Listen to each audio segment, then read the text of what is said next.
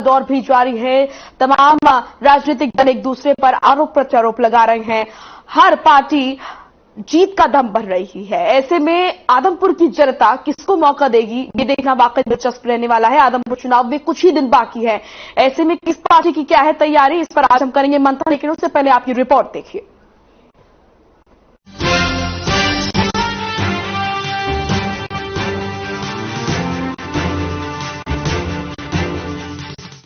आदमपुर चुनाव के मद्देनजर जहां इस गुलाबी ठंड के बीच सियासी पारा गर्माहट लिए हुए है, तो वहीं लोगों की बढ़ती दिलचस्पी ने भी मुकाबला रोचक कर दिया है। बेशक इस सियासी दंगल में अब कुल 22 उम्मीदवार उतरे हुए हैं, लेकिन मुख्य तौर पर मुकाबला बीजेपी के भव्य बिश्नोई, कांग्रेस के जयप्रकाश, इनेलो के कुरड़ा राम नंबरदार और आम आदमी पार्टी के सत्येंद्र सिंह के बीच भी है। और मतदाता भी इन सभी के मंचों पर अपनी निगाहें और कान लगाए बैठे हैं। हालांकि चुनावी सभाओं में उमड़ने वाली भीड़ सभी नेताओं को भा रही है, लेकिन 3 नवंबर को आदमपुर की जनता किसे अपना प्रतिनिधित्व सौंपती है, इसका फैसला 6 नवंबर को सामने होगा। खास बात यह है कि अब इस चुनाव को लेकर उल्टी गिनती भी शुरू हो चुकी है और मतदान को महज कुछ ही दिन बाकी है। ऐसे समय में सभी राजनीतिक पार्टियों के जरिए अब पूरे दमखम के साथ चुनावी माहौल को भुनाने की कोशिश की जा रही है। इसके अलावा आने वाले एक आध दिन में इन सभी राजनीतिक पार्टियों के स्टार प्रचारक भी आदमपुर के इस महादंगल में उतरते हुए नजर आएंगे, जिससे चुनावी फिजा अपनी रंगत बदलती दिखाई दे सकती है। प्रदेश के मुखिया सीएम मनोहर लाल उपचुनाव में जीत को लेकर कितने आश्वस्त हैं, जरा आप भी सुनिए। निश्चित रूप से ये चुनाव बड़े बिग मार्जिन से हम लोग जीतेंगे। हमारे पास दिल्ली की रिपोर्ट वहां की आती है और समीकरण भी सारे अच्छे बने हुए हैं। सब लोग काम में जुट गए हैं। हमारे विधायक भी आज से जाने शुरू हो जाएंगे। विधायकों की ड्यूटियां लग गई हैं। दिवाली के दिनों की 2-3 दिन के लिए छूट दी है। कुछ हमारे विधायक हिमाचल के चुनाव में भी गए हैं। कार्यकर्ता दोनों साइड में, आदमपुर में भी, हिमाचल में भी, दोनों जगह जाके फायदे हैं। कांग्रेस का कहना है कि बीजेपी बल के प्रयोग से चुनाव जीतना चाहती है, या फिर वो ईडी का सहारा हो या ईवीएम में गड़बड़ी। इस पर बीजेपी भी कहां चुप रहने वाली है। हरियाणा कैबिनेट मंत्री कंवरपाल गुर्जर ने इस पर क्या कुछ कहा, आप भी सुनिए। देखिए, कांग्रेस तो इस प्रकार की सारी बातें ईवीएम पे भी इसी प्रकार का आरोप लगाती है, कभी किसी प्रकार में आरोप लगाती है। मतलब कोई ऐसी चीज है जिस पर आरोप नहीं लगाया। अगर तो मान लो कहीं दूसरा जीत जाए, कांग्रेस जीत जाए या आम आदमी जीत गई या दूसरा और कोई जीत गया, तो तब तो ईवीएम ठीक है, और अगर बीजेपी जीत गई तो फिर ईवीएम खराब है। और ईवीएम इन्हीं के टाइम में शुरू हुई थी जब इन्हीं की सरकार थी। तो इस प्रकार के ईडी के दूसरे इस प्रकार के अन्य आरोप जो है उनमें कोई सच्चाई नहीं है, और हार का डर सता रहा, इसलिए इस प्रकार के आरोप पहले से लगाने शुरू। कांग्रेस भी लगातार जुबानी तीर छोड़ रही है। राज्यसभा सांसद दीपेंद्र हुड्डा जनता से वायदे करते नजर आ रहे हैं। आदमपुर में लोगों का बहुत अच्छा रुझान, बहुत अच्छा रिस्पांस मिल रहा है हमें चुनाव में, और हमें पूरा विश्वास है कांग्रेस पार्टी जीतेगी। हमारे उम्मीदवार जयप्रकाश जी जीतेंगे। एक ऐसी सरकार जिसने हरियाणा की अर्थव्यवस्था चौपट कर दी। आज देश में हरियाणा विकास में पिछड़ गया, विकास प्रक्रिया ठप हो गई, बेरोजगारी में नंबर हरियाणा पहुंच गया, ना कहीं निवेश हुआ, ना कोई औद्योगिक क्षेत्र लगा, ना थर्मल कारखाना आया, कि नहीं यूनिवर्सिटी बनी। यूनिवर्सिटी बनने की दूर की बात है, यूनिवर्सिटी कॉलेज यहाँ पे, गांव के स्कूल भी बंद होने की कगार पे ले आई है सरकार। खट्टर सरकार, एक विफल सरकार। हर वर्ग जिससे त्रस्त हो, किसान से लेकर स्कूल के बच्चों तक को धरना देना पड़ा जिस सरकार में, आज उस सरकार को, उस सरकार के अहंकार को लोग वोट की चोट से बदलाव चाहते हैं। आदमपुर उपचुनाव को लेकर हर राजनीतिक दल ने इसे अपनी प्रतिष्ठा का प्रश्न बनाया हुआ है, और यही वजह है कि चुनाव में सभी मुख्य दलों ने प्रचार के लिए पूरी ताकत झोंकी हुई है। बीजेपी, कांग्रेस, इनेलो और आम आदमी पार्टी के दिग्गज नेता आने वाले कुछ ही दिनों में आदमपुर में दस्तक देंगे, और इन नेताओं के सजने वाले मंचों से सियासत भी काफी गरमाएगी।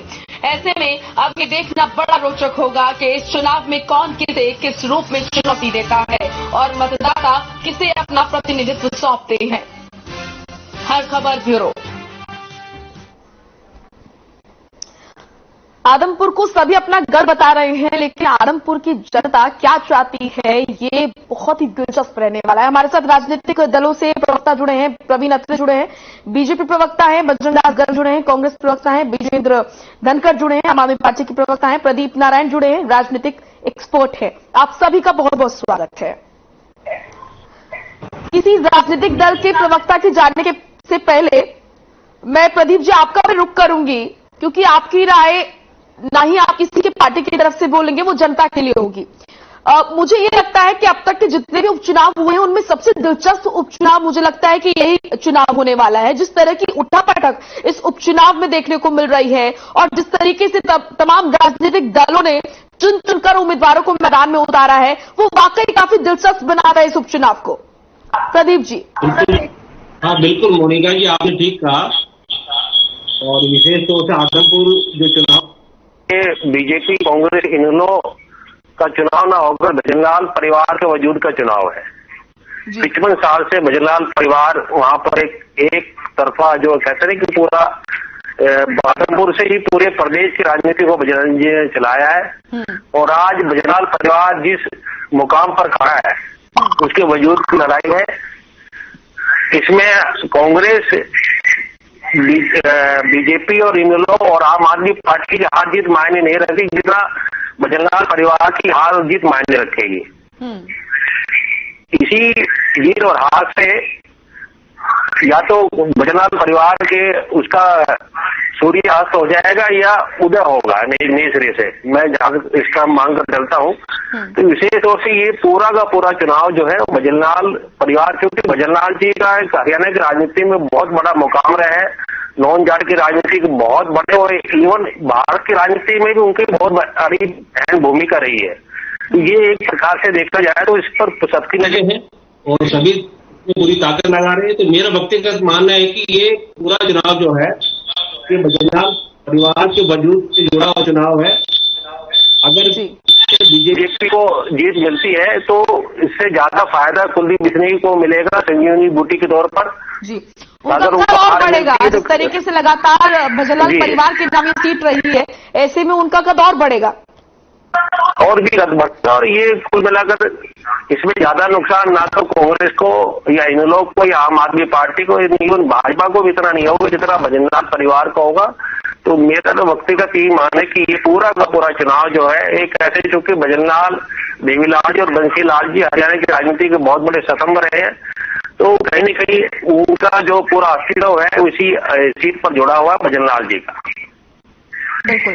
और जो एक्सपेरिमेंट कुलदीप बिश्नोई ने इस बार किया है उसको लेकर ये बहुत बड़ा टर्निंग पॉइंट रहने वाला है। आऊंगे आपके पास प्रदीप जी, बहुत महत्वपूर्ण जानकारी आपने दी है। अब प्रवीण जी आपका मैं रुख करूंगी। अगर हम पिछले उपचुनावों पर नजर डालते हैं सर, तो बीजेपी का कुछ खास प्रदर्शन नहीं रहा है। ऐसे में इस उपचुनाव को लेकर बीजेपी इतनी ज्यादा आश्वस्त क्यों है जीत को लेकर? इसकी वजह क्या भजनलाल परिवार है? मोनिका जी, मुझे लगता है कि आवाज में इको है।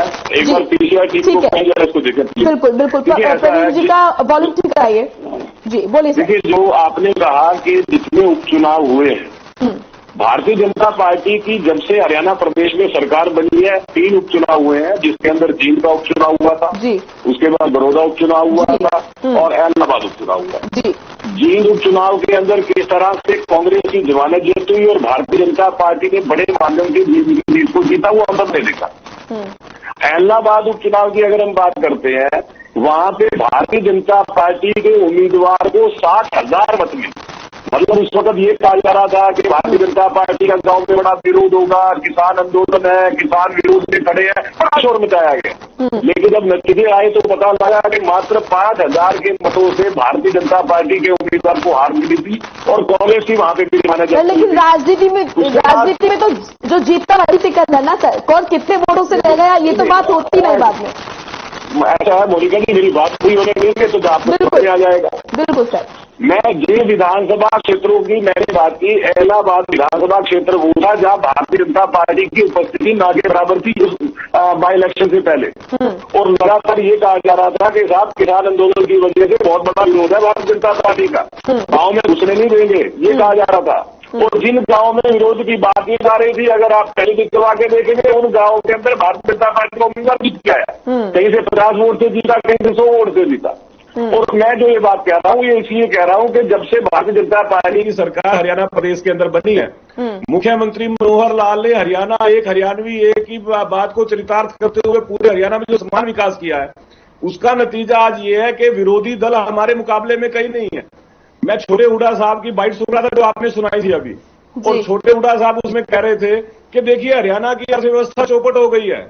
और मैं हैरान हूं, मेरे को समझ में नहीं आता कि छोटे हुड्डा साहब बड़े हुड्डा साहब दोनों अक्सर ये बात बोलते हैं, या तो उनका गणित बहुत कमजोर है और या वो फकत झूठ बोल रहे हैं। उदाहरण देके बता देता हूं, 2014 से पहले जिस हरियाणा की जीएसडीपी 4.25 लाख करोड़ थी, आज हरियाणा की जीएसडीपी 8 लाख करोड़ हो चुकी है। 2014 से पहले हरियाणा की पर कैपिटा इनकम 1,37,000 रुपए थी, आज हरियाणा की पर कैपिटा इनकम 2,46,000 हो चुकी है। अब ये छोटे हुड्डा साहब समझाएं कि 2,46,000 पर कैपिटा इनकम ज्यादा होने से अर्थव्यवस्था चौपट होती है या जीएसडीपी दुगने से ज्यादा होने से अर्थव्यवस्था चौपट होती है। इसके साथ साथ हरियाणा आज लगभग 90,000 करोड़ रुपए का एक्सपोर्ट करता है। छोटे हुड्डा साहब के पिताजी जब तक मुख्यमंत्री थे उससे लगभग 57% एक्सपोर्ट बढ़ गया हमारा। आज हरियाणा के अंदर लगभग 1,20,000 छोटे उद्योग काम कर रहे हैं, लगभग 2,415 बड़े उद्योग काम कर रहे हैं, लगभग 36% उद्योगों की संख्या बढ़ गई। अब ये तो छोटे हुड्डा साहब ही बता सकते हैं कि इतने आर्थिक विकास के बाद भी और अर्थव्यवस्था कैसे चौपट होती है। तो मैं ये केवल बातें इसलिए कह रहा हूं कि जब विरोधी पक्ष बिना तथ्यों के झूठ से आलोचना करना शुरू कर दे तो आप मान के चलिए कि भारतीय जनता पार्टी का उम्मीदवार जीत रहा है।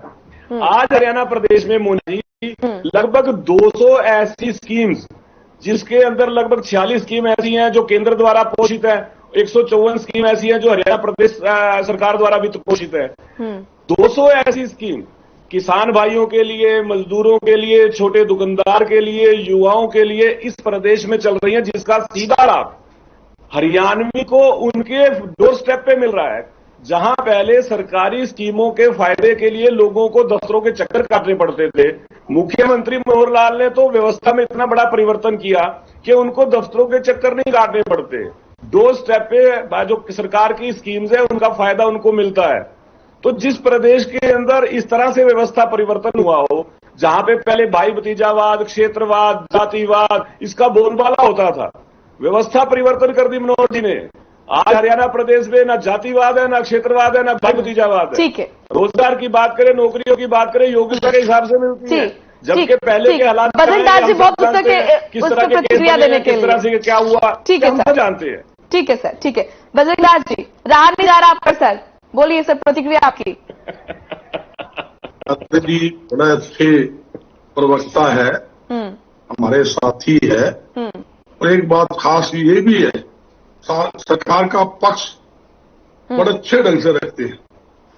जहां तक इन्होंने स्कूल की बात की, मैं स्कूल के ऊपर ही आता हूं।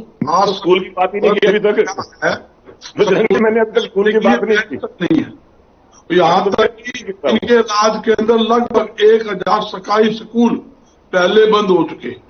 आज हाँ, आदमपुर की आपने तो बात कही, आदमपुर के अंदर ये हालात है, स्कूल के बच्चे आज स्कूलों, सरकारी स्कूलों ताला मारकर वहां बाहर बैठे, स्कूल के बाहर क्यों बैठे हैं? स्कूलों के अंदर टीचर नहीं है, प्रिंसिपल नहीं है, स्टाफ पूरा नहीं है, बच्चे कैसे पढ़ेंगे? ऐसे हालात तो सरकारी स्कूलों की है। सरकारी स्कूल की हालत देख लो, बिल्डिंग की छत टूटती है और बच्चे मतलब कमरों की बजाय ओपन के अंदर पढ़ाई करते हैं। ऐसी तो सरकारी स्कूल की हालत है। और दूसरी बात, जहां उन्होंने कहा भी अर्थव्यवस्था, और मैं ये कि उनके साथी से पहले वो तो आदमपुर की बात ले लो, ये बता दे आदमपुर के अंदर एक भी नया रोजगार आया हो, कोई नए उद्योग लगे हो? जहां तक कि गवार का सबसे बड़ा हब होता था, इंडस्ट्रीज के अंदर गवार का सबसे बड़ा हब आदमपुर के अंदर होता था, और सरकार की गलत नीतियों से लगभग 90% गवार की फैक्ट्रियां बंद हो गई। नरमा की ले लो, कपास की मिले, जो आप बेल्ट देखोगे, ये जो बेल्ट है वो हमारी कपास मिल की बेल्ट है। आदमपुर, हिसार जिला लगा लो, फतेहाबाद, सरसा, बियानी, जींद, और जब सबसे बड़ा हब होता था आदमपुर के अंदर कॉटन मिल की।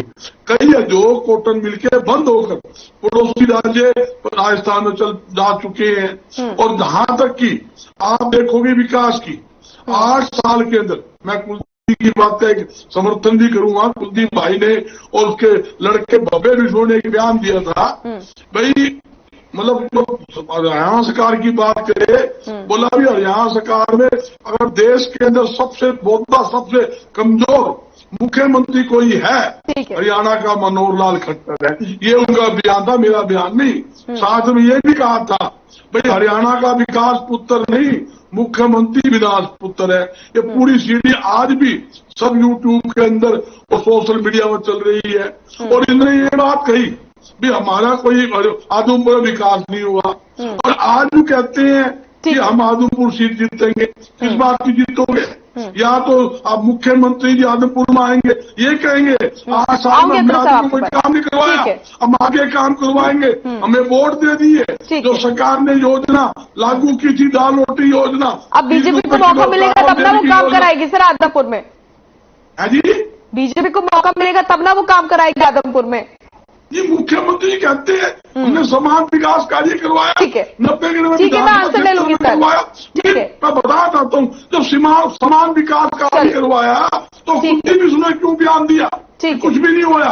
सबसे मोटा मुख्यमंत्री आओगे सर, आप ही को सभी सवालों के जवाब देते हैं, प्रतिक्रिया सबसे झूठी पार्टी कोई है भारतीय जनता पार्टी है। इस पर विश्वास मत करना, पहले भी विश्वास कर चुका।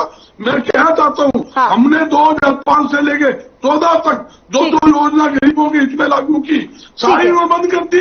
100 घंटे मुफ्त प्लाट देने का काम किया, 30 रुपए किलो हमने गेहूं चावल देने का काम किया, 30 रुपए किलो दाल देने का काम किया, फ्री टूटी पानी, पाइप की लाइन, टंकी पानी की फ्री दी।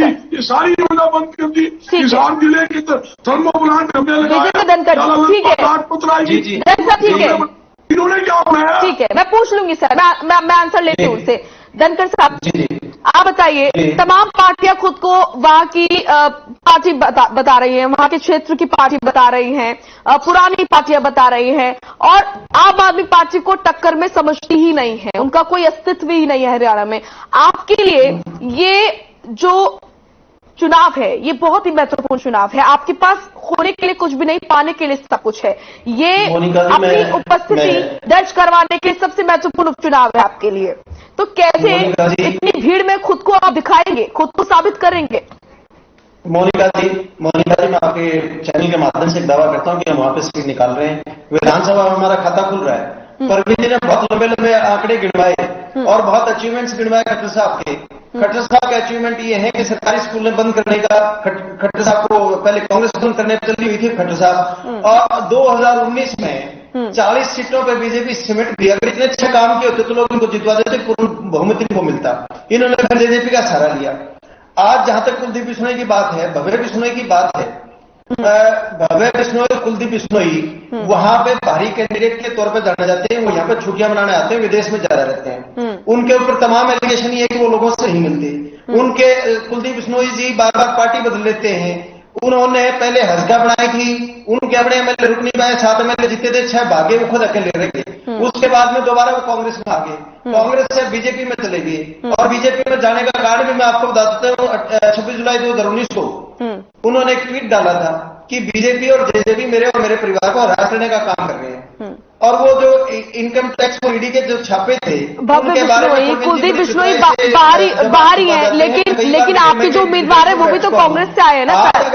आज वो आपके अपने हैं। करेंगे लोग, वहां पे शिक्षा पर वोट करेंगे, परिवारवाद के खिलाफ वोट करेंगे, महंगाई के खिलाफ वोट करेंगे। किसान वहां पे बिल्कुल जो पिछले 1 साल से जब किसान वहां दिल्ली की सड़कों पर बैठे थे, वो भी लोगों को याद है। 750 किसानों ने शब्द दी थी, वो भी लोगों को याद है। प्रधानमंत्री जी ने कोई शब्द नहीं बोला, खट्टर साहब ने कोई शब्द नहीं बोला, चौटाला साहब ने कोई शब्द नहीं बोला, दुष्यंत जी ने।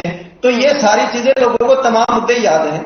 और आज अगर आदमपुर में ये विकास की बातें करते हैं, कौन सा विकास करा देंगे? पिछले 24 साल से तो कुलदीप बिश्नोई वहीं पे एमएलए थे, और आज से नहीं, चौधरी भजनलाल के टाइम से ही, बल्कि जो भजनलाल ने जो काम करवाए थे, कुलदीप बिश्नोई ने तो उनको बंद करवाने का काम किया है। वहां के लोगों से वो दूर हो गई और 100% हम वहां सीट जीत रहे हैं। चंद्र जी हमारे वहां से विधायक बन के आएंगे।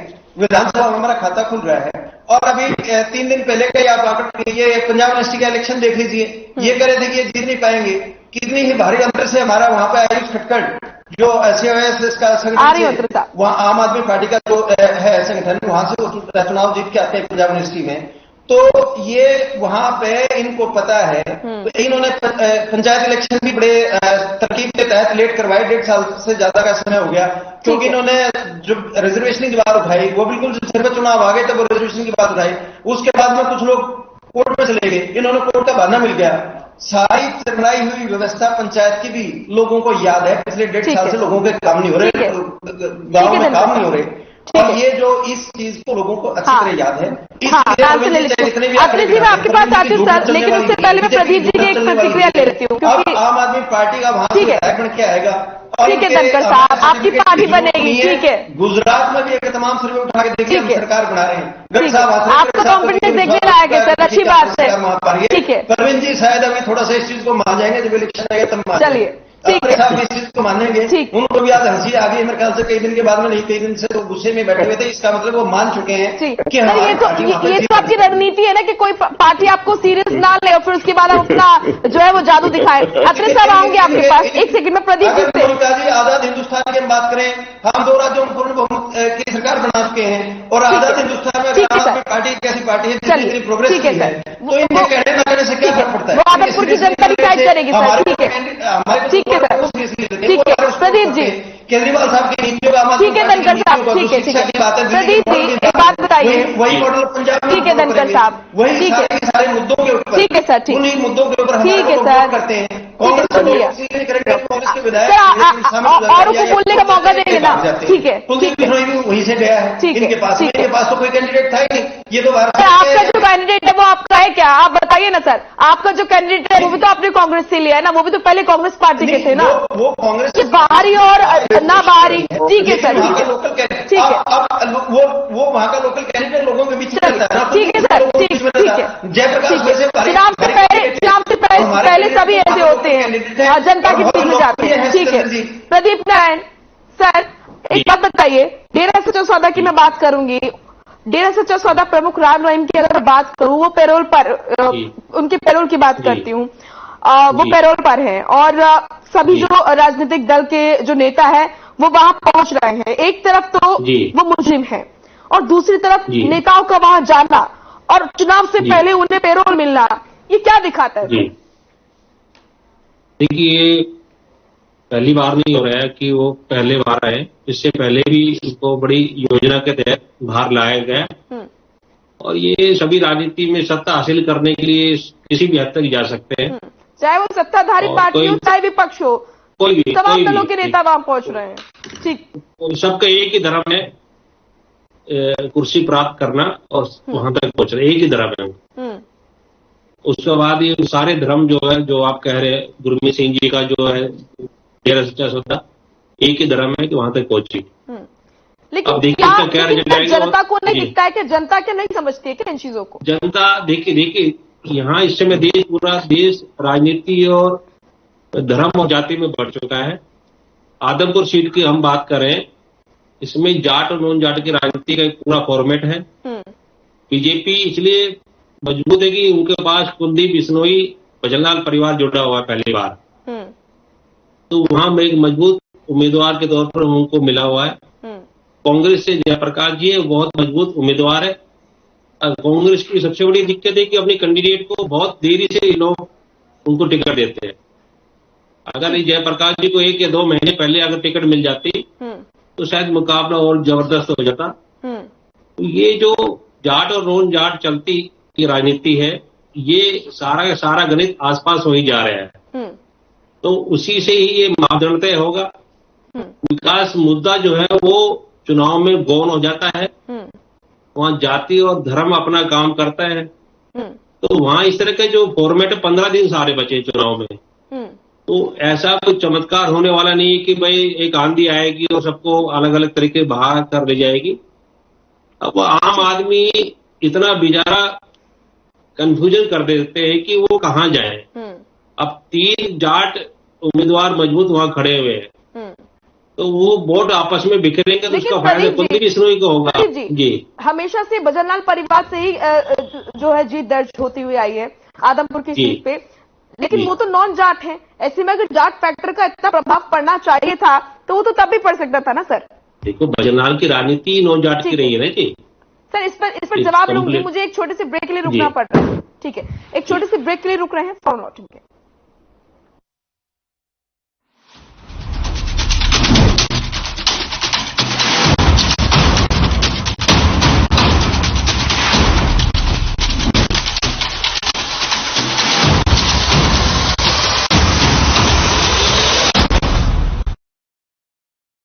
मेरे जैसा कोई दूसरा चुलबुलापन जिसकी हर बात में घुल जाए, जिंदगी में रंग भर दे। मेरी जैसी मेरी अपनी पताका चाय, गजब का स्वाद। देखें कौन नया खिलाड़ी आया, समझा देते हैं, प्यार से समझाएंगे। ये तो अपनी जुबान है। जुबान एक हो तो दिल भी एक होने चाहिए। विमल बोलो जुबान केसरी। रंगों का उमंगों का जज्बा का रुकता है, मन साफ है तेरा अंदर तो बाहर दिखता है। जो अच्छा हो जो सच्चा हो वही तो दिखता है। निर्मा एडवांस है, मन की तरह कपड़े भी साफ रखते हैं। Nirma Advance. Hey mom, hey look, I can download a song really fast. I can make dosas faster. Must be joking. But 3 easy steps. Mix with water, spread batter, fry. गाना डाउनलोड हुआ? नहीं, पर तब तक मैं इडली बनाती हूँ। हमने बनाया किड्स से। अरे रंगों का उमंगों का, अरे रंगों का उमंगों का जज्बा का रुकता है, मन साफ है तेरा अंदर तो बाहर दिखता है। हर रिश्ते का एहसास रखते हैं, हर घर में अपनी पहचान खास रखते हैं। हम निर्मा एडवांस है, मन की तरह कपड़े भी साफ रखते हैं। निर्मा एडवांस। अगर आप पत्रकारिता के क्षेत्र में करियर बनाना चाहते हैं तो हम सिखाएंगे आपको इलेक्ट्रॉनिक मीडिया के हर गुण। जल्दी करें, साधना एकेडमी फॉर मीडिया स्टडीज में एडमिशन शुरू हो चुके हैं, सिर्फ कुछ ही सीटें बची हैं, तो देर बिल्कुल न कीजिए। हमारा कॉन्टैक्ट नंबर है 9999131700, 9999131800, या फिर आप हमारी वेबसाइट www.sadhnamedia.com पर विजिट कर सकते हैं। आप हमें noida.sams@gmail.com पर ईमेल भी कर सकते हैं। 100% जॉब प्लेसमेंट की गारंटी। आज ही संपर्क करें। मेरे जैसा कोई दूसरा चुलबुलापन जिसकी हर बात में घुल जाए, जिंदगी में रंग भर दे। मेरी जैसी मेरी अपनी पताका चाय, गजब का स्वाद। देखें कौन नया खिलाड़ी आया, समझा देते हैं, प्यार से समझाएंगे। ये तो अपनी जुबान है। जुबान एक हो तो दिल भी एक होनी चाहिए। विमल बोलो जुबान केसरी। पंजाब है जसप्रीत का ठिकाना, मुंबई है आदर्श का आशियाना, केरल का गोविंद निवासी, कोलकाता में जन्मे है काशी। हर हिंदुस्तानी की शान, ARB बियरिंग जोड़े सारा हिंदुस्तान। अरे रंगों का उमंगों का जज्बा का रुकता है, मन साफ है तेरा।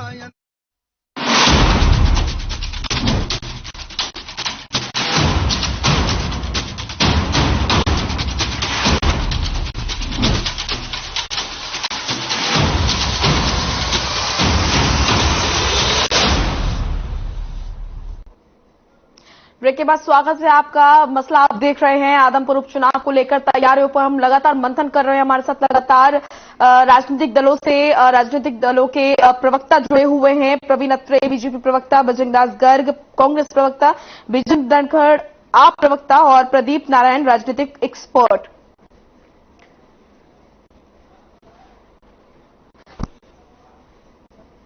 ठीक है, तो चलिए प्रदीप जी अपनी बात पूरी कीजिए। सर मेरा आपसे ये कह रहा था, आप जाट फैक्टर पर बात कर रहे थे। यहां पर भजनलाल परिवार जो है वो हमेशा से जीतता रहा है। अगर जाट फैक्टर को असर करना होता तो वहां भी करता, लेकिन इस बार इतनी बात क्यों हो रही है जाट फैक्टर को लेकर? भजनलाल फैमिली का स्वरूप ही है वो नॉन जाट का रहा है। आदमपुर की राजनीति शुरू हुई थी 67 से, और 55 साल से ये परिवार लगातार जो है आदमपुर सीट से पूरे प्रदेश की राजनीति को चलाता रहा है। तो भजनलाल जी का तो हमेशा अगर वोट बैंक रहा है तो मोहन जाट की राजनीति का है।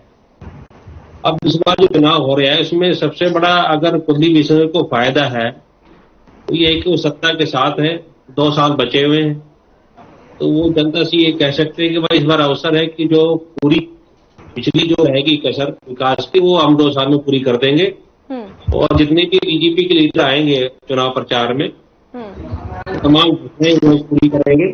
ठीक है, अपना 80,000 की सब चीजें रहेगी। तो 15 दिन बचे हैं और 15 दिन में एक तरह के वादे किए जाएंगे, घोषणाएं की जाएंगी।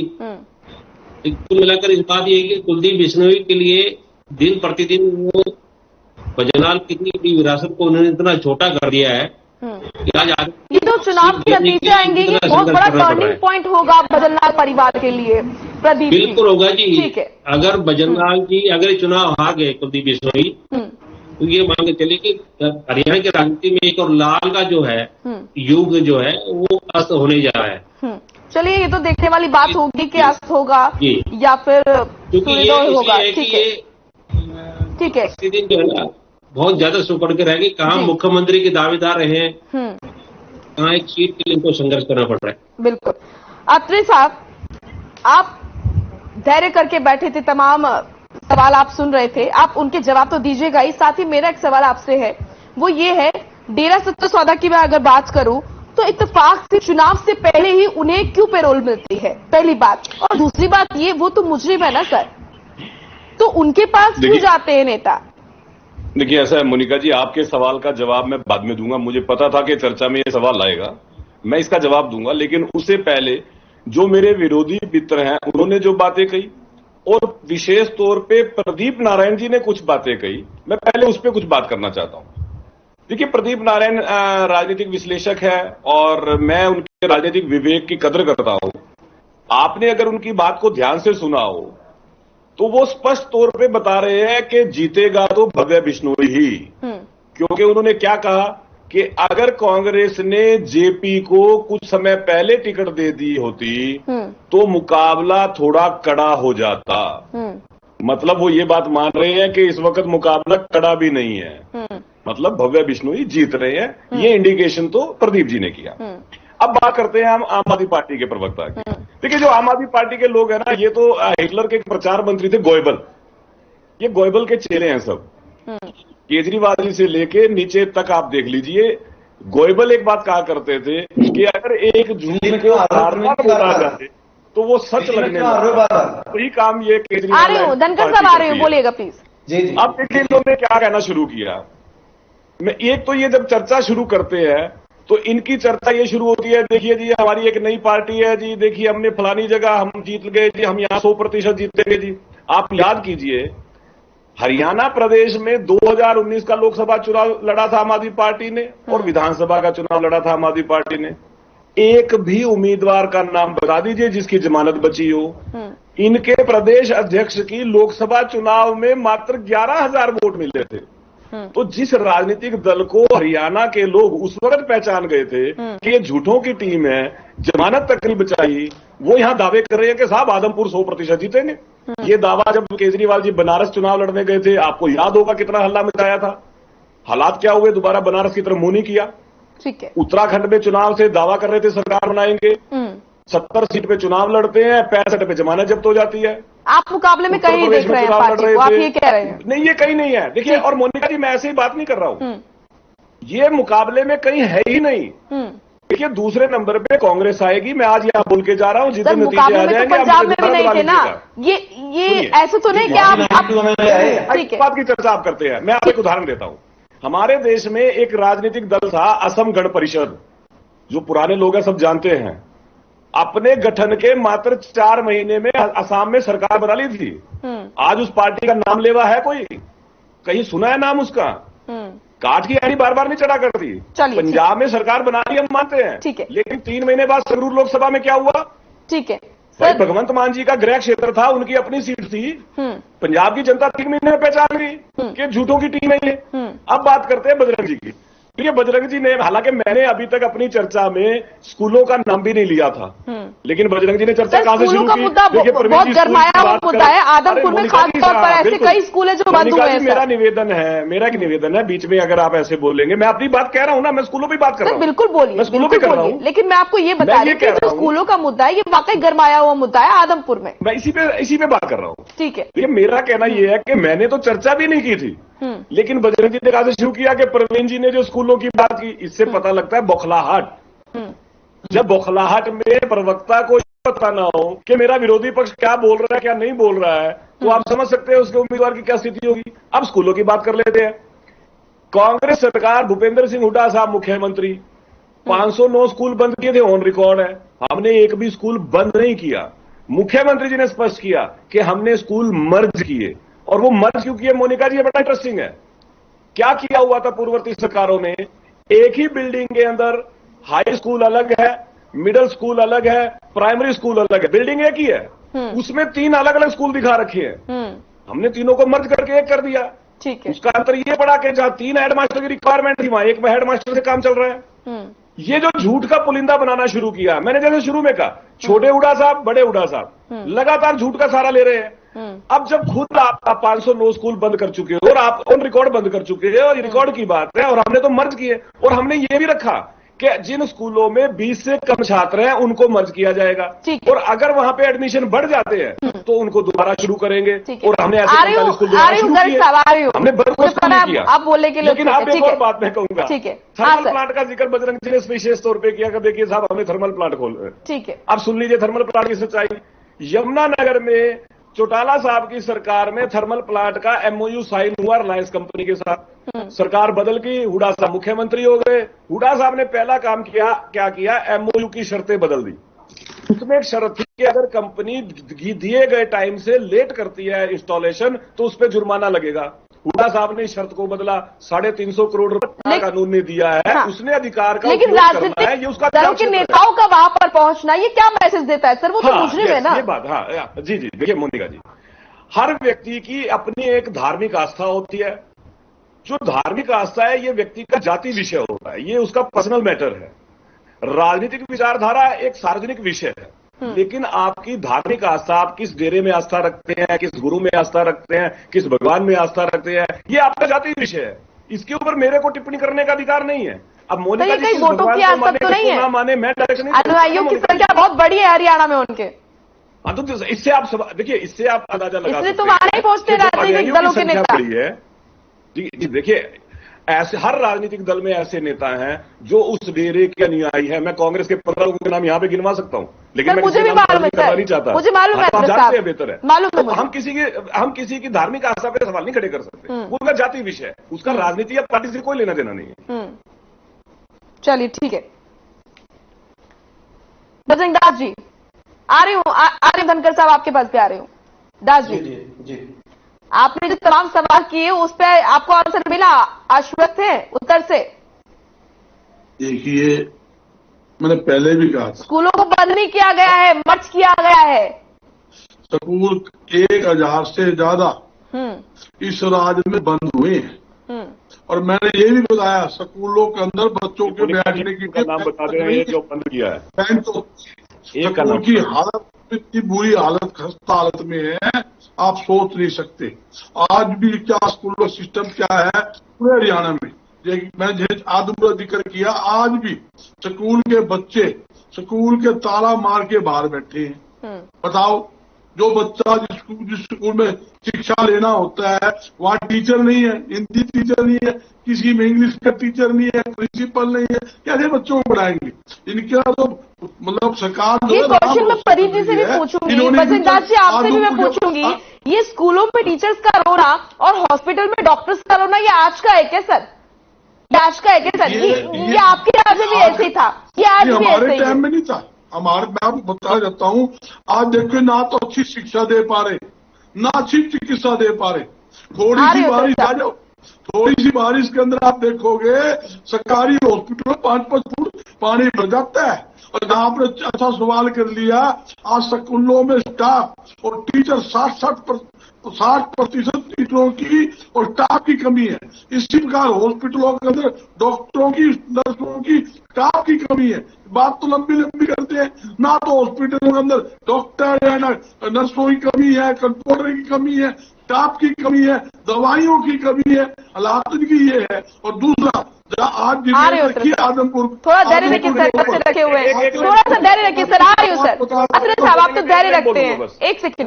कमाल कर एक लाइन बोलूंगा, बजरंग जी से बुलवा लीजिएगा। ठीक है बजरंग दास जी, ठीक है, क्या बजरंग जी को ये पता है? एक बात सुन लेते हैं, आप ही किस सवाल की जवाब दे रहे हैं? ठीक है, आ रही हूँ धनखड़ साहब, आपके पास आ रही हूँ। लटकती है, इसे नू तो पूछ लो, इनके पास कोई कैंडिडेट था क्या आदमपुर का? एक कुछ मतलब बदलाव परिवार के सिवाय एक कैंडिडेट गिना दे अत्रे जी इनके पास। सर कैंडिडेट खुद उनके पास चल के गया है सर, कैंडिडेट तो खुद उनके पास चल के गया है सर। मैं कहूँ गया आज सबको पता क्यों गया था, क्या परिश्रम था जो उसके साथ किया, और सरकार ने सबने पता था भी किस लिए गया है, क्यों गया है। अपने जो कुकर्म लुकवाने के लिए गया था। ईडी वाले हैं, इनकम टैक्स वाले, चार्टर केस अगले में बना रखे, अगले को फंसा रखा था। ये क्या करे, अगले भाग के उसको हर गया भी मेरा पेंडा छोड़ दो, मैं तुम्हारे साथ हूँ। जैसे ही कुलदीप बिश्नोई ने भारतीय जनता पार्टी, आपको पता था कुलदीप बिश्नोई ऐसे, तो फिर कांग्रेस ने क्यों नहीं कार्रवाई की? कुलदीप बिश्नोई ने भाजपा ज्वाइन की, उसी दिन से ही उल्टी गिनती शुरू हो गई। भारतीय जनता पार्टी में आजमपुर में ना तो कोई नेता बचा, ना वर्कर बचा, सारे भगदड़ मच गई, सारे कांग्रेस पार्टी में आ गए। दो जो कैंडिडेट थे इनके, एक सिकंदर वो आप पार्टी में चला गया, एक वो करण सिंह जी थे वो कांग्रेस पार्टी ज्वाइन कर गए। इनकी जो पूछता हूँ, ये यूँ बता दे, भारतीय जनता पार्टी के 10 वर्कर गिना ले आदमपुर के अंदर, भारतीय जनता पार्टी के 10 वर्कर। आप कह रहे हैं आदमपुर में कोई मैन पावर नहीं है बीजेपी की, लेकिन सर पूरा भजनलाल परिवार उनके पास है सर, पूरा भजनलाल परिवार उनके पास है, वो तो गढ़ रहा है ना भजनलाल परिवार का। सुनने पर खड़ी है, पार्टी को छोड़ दिया है। ठीक है ठीक है सर, ठीक है सर, समय का अभाव है, सभी के पास में जाऊंगी। धनखड़ साहब, अत्रे जी आ रहे हैं सर, फिर आप बोलिएगा। ठीक है सर, ठीक है, प्रदीप जी आपके पास भी आते हैं। रोजगार की बात करते, ठीक है सर, ठीक है सर, युवाओं को रोजगार, विजेंद्र जी, ठीक है सर, बड़ा राज आएगा, 250 रुपये रसोई गैस देंगी, सिलेंडर देंगे। आज वो पानी पी लीजिए, बदल जी पानी पी लीजिए, सर पानी पी लीजिए। ठीक है, आ रही धनखड़ साहब, अरे बजरंग जी पानी पी लीजिए, मुझे चिंता हो रही है आपकी। ठीक है सर, ठीक है, पानी पी लीजिए सर। धनखड़ साहब बहुत देर से आप कुछ कहना चाह रहे हैं, बोलिए। मोनिका जी, सबसे पहले तो प्रदीप जी ने एक बहुत अच्छी बात कही कि जो आदमी सीएम के सपने ले रहा था वो एक सीट के लिए अब लड़ाई लड़ रहा है, वो एक सीट के लिए वहां पर संघर्षरत है। प्रवीण जी ने जो बड़े बड़े क्लेम किए, प्रदीप जी ने बहुत अच्छी तरह से उसका स्पष्टीकरण दिया, बताया कि जो आदमी एक सीएम के सपने लेने वाला था वो आज एक सीट के लिए लड़ रहा है। और प्रदीप जी ने तो बहुत कुछ बोला सर, प्रदीप जी ने तो बहुत कुछ बोला। जब भव्य बिश्नोई पार्लियामेंट के इलेक्शन जब लड़ा था, आदमपुर से हार के निकला था, ये भी एक सत्य है वहां से। अब बात आती है प्रवीण जी जो कि स्कूलों का, प्रवीण जी सुनिए, सुन लीजिए,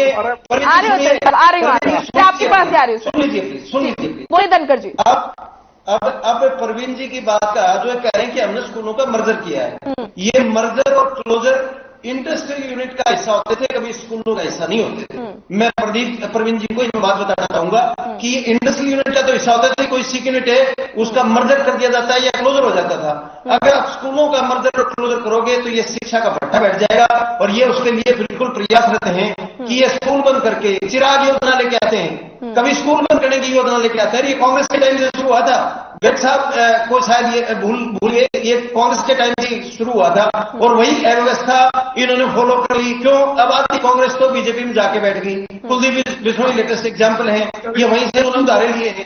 आधी कांग्रेस इनके पास जाकर बैठी है इसलिए। अब बात ये कहते हैं आसाम का उदाहरण दे रहे थे, आसाम एजीपी का, ये भूल गए कि तीसरी बार हम दिल्ली में सरकार बना के आए हैं, पूरी बीजेपी वहां पे लगी हुई थी, प्रधानमंत्री जी ने कितनी ही रैलियां की, इनकी तमाम हिंदुस्तान की बीजेपी के जितने भी लीडर थे वहां पे बैठे हुए थे, उसके बावजूद हम तीसरी बार वहां पे सरकार बनाई हमने। ये आसाम का जो एजीपी का हरियाणा है, ये धनखड़ साहब ये हरियाणा है, अब पंजाब या दिल्ली नहीं है, इसको समझना जरूरी है सर। ठीक है जी। अब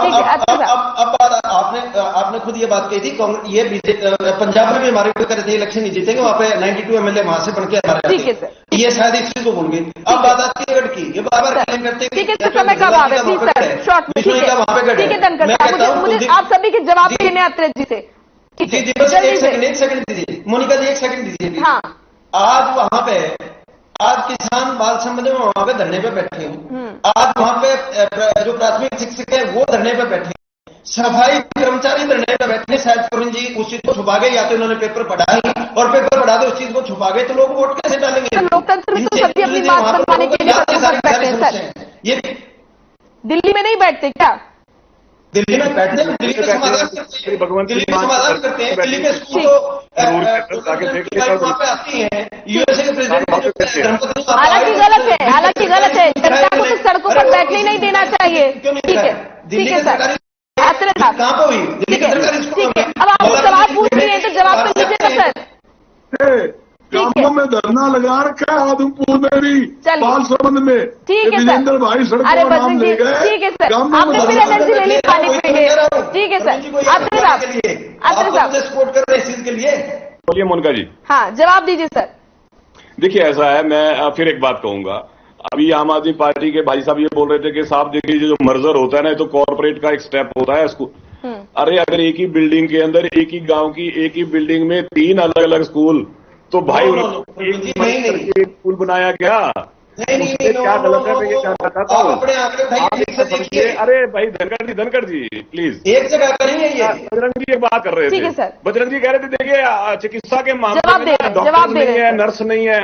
पहली बात तो ये है, यहाँ जो भाई पैनल पे बैठे हैं मुझे ये बता दें कि हरियाणा चिकित्सा विभाग में डॉक्टरों की सैंक्शन पोस्ट कुल कितनी है? अगर ये बता दें तो मैं इस बात को एक्सेप्ट कर जाऊंगा जो इन्होंने आरोप लगाए सच है। अब मैं बता देता हूं, टोटल 2600 अप्रूव्ड पोस्ट थी जब 2014 में सरकार बनी, और मोनिका जी हरियाणा प्रदेश में उस वक्त 1300 डॉक्टरों की कमी थी। 1050 डॉक्टर इस सरकार ने भर्ती किए हैं।